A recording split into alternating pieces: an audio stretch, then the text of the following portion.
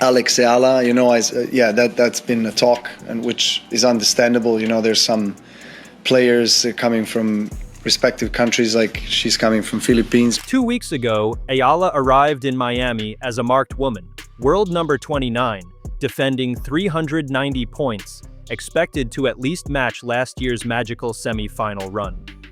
By Monday night, Karolina Muchova had dismantled that in 60 minutes flat. 6-0, 6-2. Ayala's most painful loss of the season, on the exact courts where she became a global name. But nobody is talking about the scoreline today.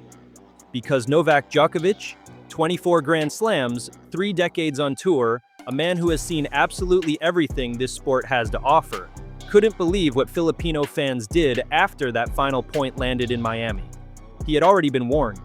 Filipino tennis ace Alex Ayala has officially broken into the WTA top 40. Alex Ayala is set to compete in the singles and doubles events. With energy like that, you don't get tired, so it was good. And Alex, so good to have you out here for the first time. How special was that? Having too much crowd on this or any other tennis tournament is a very good problem to have. Earlier this year, he witnessed these fans firsthand and walked into a press room visibly stunned. He told the world then, nobody took it seriously enough. And then came Ayala's darkest night in Miami, and the Filipino fans responded in a way that made even that moment look minor. The tennis world right now is completely split on this. Not subscribed yet? Do it now, because we're going somewhere most channels won't dare to go. What exactly happened? Let's go back to where this whole thing started. January 2026, Australian Open. Alex Eala gets scheduled on Court 6 at Melbourne Park for her first-round match against Alicia Parks. Standard assignment. Nobody at Tennis Australia thought twice about it. What happened next genuinely caught the entire organization off guard. Hundreds of Filipino fans showed up before the gates even opened. Court 6, capacity a few thousand, was packed within minutes. The overflow crowd outside was watching on a big screen because they simply could not get in. Tennis Australia acknowledged it publicly on their own social media. They basically admitted they got the scheduling wrong. And inside that court, Alicia Parks lost the first set 6-0.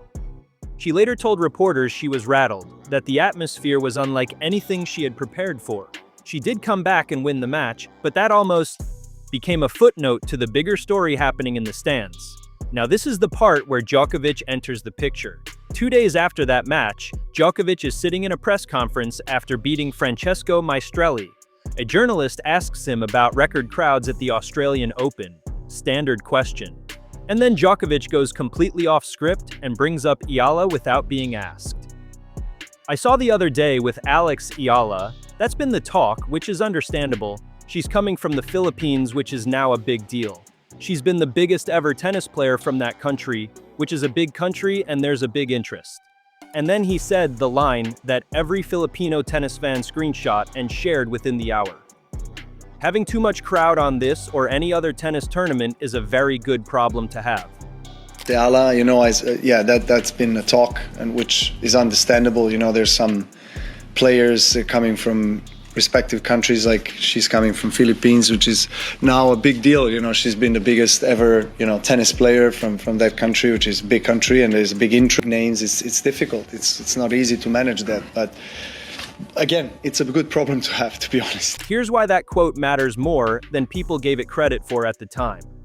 This is Novak Djokovic, a man who has been booed in Grand Slam finals, deported from Australia, and spent years as one of the most divisive figures in the sport.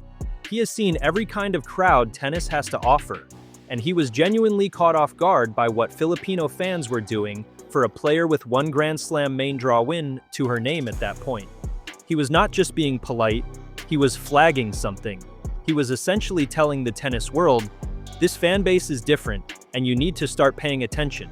Most people didn't. Alex Ayala takes center stage at the BNP Paribas Tennis Paradise in Indian Wells. And of course, Filipino fans turn out in full force to cheer her on. If Ayala, can keep doing well with her tennis, who knows? The sky's the limit on the court, off the... Fast forward to Indian Wells. Same story. Filipino fans packed the stadium in the California desert. Her practice sessions drew crowds that tournament officials compared to Alcaraz and Sinner. The BNP Paribas Open executive went on record saying they loved every minute of it and were actively promoting it. And the numbers behind that support are genuinely staggering when you look at them. Over 10 million Filipinos live outside the Philippines. Around 1.7 million of them are in California alone. Florida, where Miami has an estimated 188,000 Filipino Americans, with organized fan groups traveling specifically from Jacksonville, Tampa, and Orlando to fill Hard Rock Stadium. This is not a casual fan base that shows up when it's convenient. This is a diaspora that has decided tennis is their sport now, because they finally have someone to watch. But Ayala lost in the round of 16 at Indian Wells to a Czech player, again. Which brings us to Miami, and to the loss that made Djokovic's earlier reaction look like he had barely scratched the surface of what this fan base is capable of. Ayala came into Hard Rock Stadium seeded 31st, ranked world number 29, defending 390 points from last year's semi-final run. Those points expired the moment her first match started. She beat Sigismund in 3 sets, a match that generated its own controversy when Sigismund stopped play to complain to the chair umpire about Filipino fans moving into the stands mid-point. She beat Lynette in straight sets after that. Then Muchova happened, 6-0, 6-2, 60 minutes. All 5 break points converted. Ayala won 39% of her first serve points and committed 32 errors. The Czech curse hit 0-13. Her ranking dropped from number 29 to number 45 overnight. But I'm a person, and I feel like, people will like you for who you are if you are true to yourself. And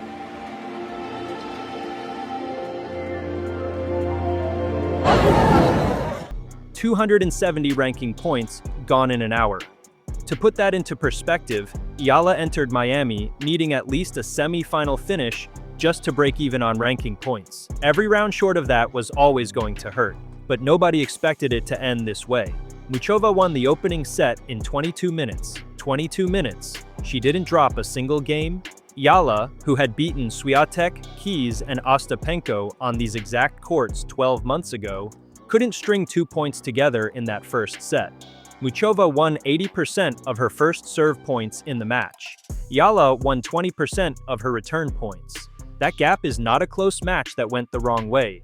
That is a player being completely outclassed by someone operating at a different level on that specific day. By any measure, that was the most painful loss of her 2026 season, possibly her career so far.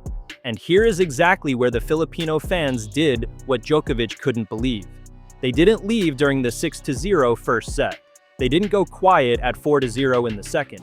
They stayed in their seats, kept their flags up, and held that atmosphere together through one of the most one-sided matches you'll see at a WTA 1000 event all year. But the stadium crowd was only half of it. Back home in the Philippines, an entire community called Team Puyat, fans who stay up through the early hours of the morning specifically to watch Ayala play live, had been awake since 2 a.m. for this match. When that final point landed, they did not go to bed, they went to work. Every platform, every Filipino tennis community, every comment section flooded within minutes. Not with anger, not with toxic reactions, with organized, genuine, overwhelming support that crossed over into the global tennis. Conversation within hours, and then Ayala addressed them directly in Filipino on camera. Masaya pa din at hindi nadidismaya. Maraming salamat mga kababayan. Maraming salamat Team Puyat. Tuloy ang laban at magkita tayo ulit sa Europe. Translation: She was still happy, not disappointed, thanked every Filipino watching, thanked Team Puyat specifically by name, and told them she'd see them again in Europe. Now think about that for a second in the context of this sport. This is a 20-year-old who just lost 270 ranking points, dropped 16 places overnight, got bageled in a round of 16 match on the biggest hard court outside the slams, and her first instinct was to go on camera and thank the people who stayed up until 3 a.m. to watch her lose. That is what Djokovic couldn't believe. Not the size of the crowd, not the flags, not the noise. It was the nature of this relationship between Ayala and her fans that stopped him mid-press conference in Melbourne, because it doesn't follow The normal rules of sports fandom. Normal fan bases show up when things are going well. They pack stadiums for wins. They celebrate breakthroughs. Filipino fans show up regardless. They pack stadiums for first-round losses at the Australian Open. They stay loud through 6-0 first sets in Miami. They stay awake until 3 a.m. on a Monday night to watch a round of 16 exit and then spend the next hour making sure their player knows she's not alone. That is genuinely unprecedented in women's tennis right now, and the wider tennis world is only just beginning to understand the scale of it. So I remember attending the first round of her match, which was a tough match at the US Open. I wasn't able to win that same way because she started to play more aggressive, go for her shots a little bit more, so. Ayala from the Philippines could be the next big thing in pro tennis. This was a massive spot to be in for such a young talent, to have a sold-out crowd completely behind. Fellow WTA player Novak Djokovic put it perfectly when she spoke about playing doubles alongside Ayala in Miami. She told Ayala directly, "Dude, I'm so excited for this doubles because I'm about to have like the most support I've ever had for a tennis match." Djokovic plays in front of her own passionate fan base, and she was excited to borrow Ayala's for one match. That tells you everything about how this is being perceived inside the locker room. Now, where does this go from here? Ayala is heading to the Linz Open in Austria on April 6th to begin her clay season. She'll be ranked around number 45 by then. Clay is openly her weakest surface. She's admitted herself she has significant room for improvement on it. The points she lost in Miami are not coming back quickly, and there are real questions being asked about her game right now. Legendary coach Brad Gilbert, the man who coached Andre Agassi and Coco Gauff, said publicly after her Miami exit that Ayala needs to dramatically improve her serve to compete consistently at the top level. Her 0-13 record against Czech players is not a coincidence either. It points to a specific tactical gap, the ability to handle all court variety, net approaches, and slice, that Ayala's predominantly baseline game has not yet found an answer for. These are the things that will define whether she becomes a genuine Grand Slam contender or stays in that frustrating territory just outside the elite. But here's what the rankings don't capture, and what Djokovic understood instinctively back in January. The sport of tennis has a Filipino fan base now.